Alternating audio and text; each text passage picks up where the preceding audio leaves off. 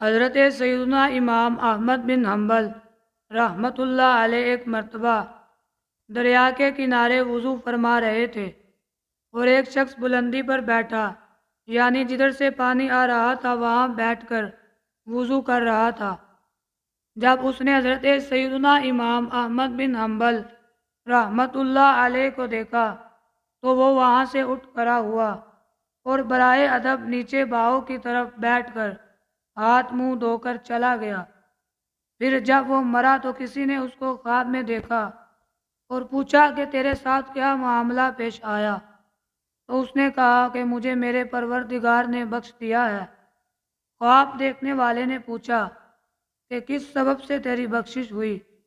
تو اس نے وہ دریا والا واقعہ سنا دیا اور کہا کہ مجھے میرے رب کریم نے اسی تعظیم و ادب کی وجہ سے بخش دیا ہے۔